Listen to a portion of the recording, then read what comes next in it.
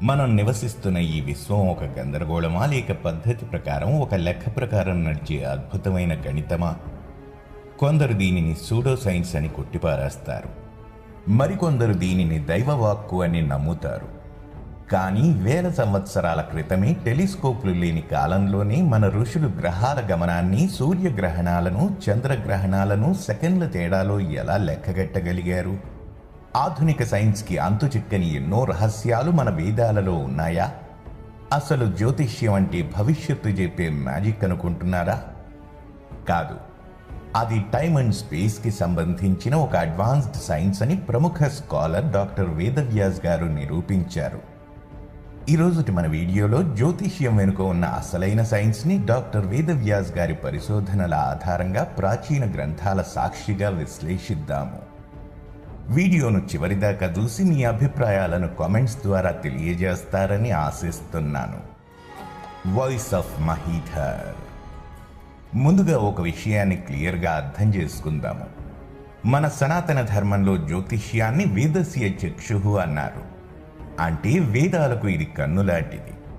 కళ్ళు లేనిదే మనిషి ఎలా సూటిగా నడవలేడో, కాలజ్ఞానం లేనిదే యజ్ఞయాగాదులు చేయటం సాధ్యపడదు. డాక్టర్ వేదవ్యాస్ గారి ప్రకారం జ్యోతిష్యం కేవలం జాతకాలు చెప్పడం మాత్రమే కాదు, ఇది ఖగోళ శాస్త్రం. న్యూటన్ లా ఆఫ్ గ్రావిటీ చెప్పడానికి వేల సంవత్సరాల ముందే భాస్కరాచార్యులు సిద్ధాంత శిరోమణిలో భూమికి ఆకర్షణ శక్తి ఉందని చెప్పారు. వరాహమిహిరుడు బృహత్ సంహితలో గ్రహాల కదలికలు భూమి మీద వాతావరణాన్ని ఎలా మారుస్తాయో స్పష్టంగా వివరించారు. మరి ఆధునిక ప్రపంచం ఎక్కడ కన్ఫ్యూజ్ అవుతోంది? గ్రహాలు మన మీద ప్రభావం చూపిస్తాయా అన్నదే అసలైన ప్రశ్న. దీనికి డాక్టర్ వేదవ్యాస్ గారిచ్చిన సైంటిఫిక్ వివరణ తెలిస్తే మీరు ఆశ్చర్యపోతారు. సైన్స్ ఏం చెబుతోంది? సముద్రంలో అలలు ఎందుకు వస్తాయి? చంద్రుడి ఆకర్షణ శక్తి వల్ల అని మనందరికీ తెలుసు. భూమికి ఎంతో దూరంలో ఉన్న చంద్రుడు కోట్ల టన్నుల నీటిని పైకి లేపగలిగినప్పుడు 70% నీటితో నిండిన మానవ శరీరం మీద, మెదడులోని ద్రవాల మీద ఆ ప్రభావం చూపించడా? డాక్టర్ వేదవ్యాస్ గారు తన పుస్తకాలలో ఒక అద్భుతమైన పాయింట్ని రైజ్ చేశారు. ప్రతి గ్రహం ఒక మ్యాగ్నెట్. అవి తిరుగుతున్నప్పుడు వాటి నుంచి ఎలక్ట్రోమాగ్నెటిక్ రేడియేషన్ విడుదలవుతుంది. శని, గురుడు, కుజుడు ఈ గ్రహాల నుంచి వచ్చే కాస్మిక్ కిరణాలు భూమి వాతావరణంలోకి ప్రవేశించినప్పుడు ఇక్కడ పుట్టిన జీవరాశుల DNA మీద ప్రభావం చూపిస్తాయి. దీనిని మన ఋషులు గ్రహ దృష్టి అన్నారు. మోడర్న్ సైన్స్ ఇప్పుడు దీనిని హీలియోబయాలజీ లేదా కాస్మోబయాలజీ అని పిలుస్తోంది.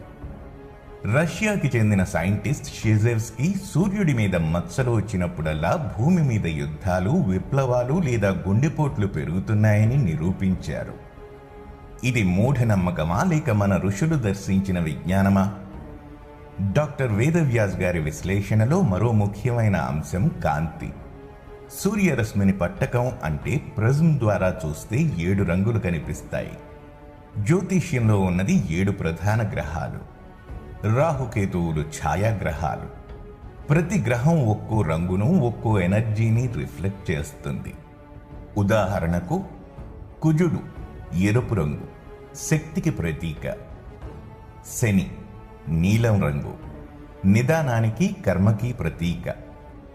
మనిషి పుట్టిన సమయాన్ని బట్టి, ఆ సమయంలో విశ్వంలో ఉన్న ప్లానెటరీ పొజిషన్స్ని బట్టి ఆ శిశువు మీద ఏ కాస్మిక్ రంగు ప్రభావం ఎక్కువగా ఉందో చెప్పడమే జాతక చక్రం.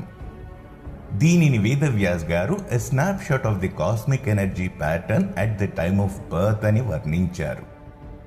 అంటే మీరు పుట్టినప్పుడు విశ్వం ఎలా ఉందో ఆ ముద్ర మీ DNA మీద పడుతుంది. దానిని మనం కర్మ అంటాము.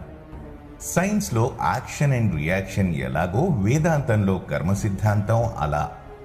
ఇది ఫ్యాటలిజం అంటే విధి కాదు, ఇది ప్యూర్ మ్యాథమెటిక్స్.